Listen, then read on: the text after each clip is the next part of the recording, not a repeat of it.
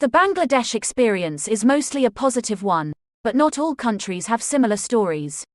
Why not? Among many reasons, the three shown here are especially important. In the remainder of this module, we generate some insights relevant to these 3 points. But we also challenge you to think about these in relation to a particular country. For example, what are some examples in which institutional strengths or weaknesses might have played a role in total growth gains from trade or in the distribution of those gains?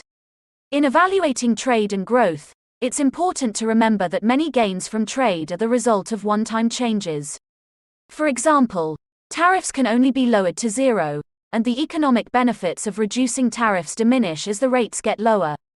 Correspondingly, reallocating labor and other resources in response to the new pattern of production creates a one-time efficiency gain, unless something else also changes. The something else that changes are additional responses that alter potential productivity growth, mobilize new resources, or induce investments in human capital improvements. These do not take place automatically.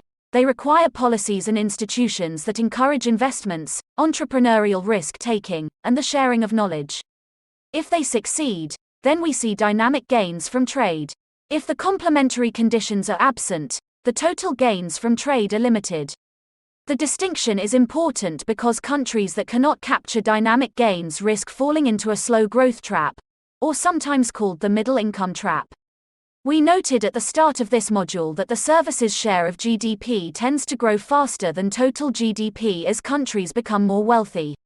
Historically, services seldom entered directly into trade. A few, like international transport services, were exceptions. But that doesn't mean they are unaffected by trade opening. Bernard Hoekman at the OECD summarizes some clear connections. Services make up half or more of GDP and employment in every country. So the dynamism of the services sector has a very big role to play in ensuring that growth gains are widely distributed.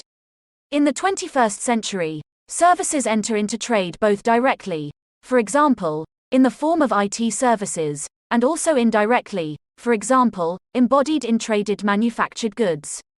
However, efforts to increase trade in services often encounter barriers in the form of non-trade policies such as data flow restrictions, limits on migration, and discrimination in favor of national entities. Domestic trade policies are clearly important.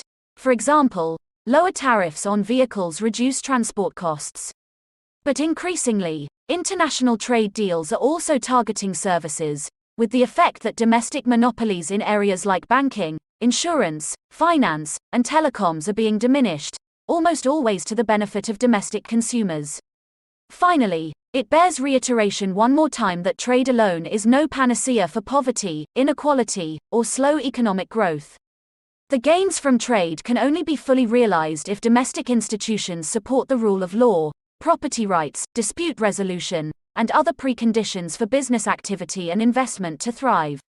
Once again, overall growth and inclusive growth are two targets, and in most cases, the use of just one instrument, say, trade opening, will be insufficient to ensure both that targets are reached. Thank you for listening. Please review the reference materials for this module in the reading list to extend your knowledge.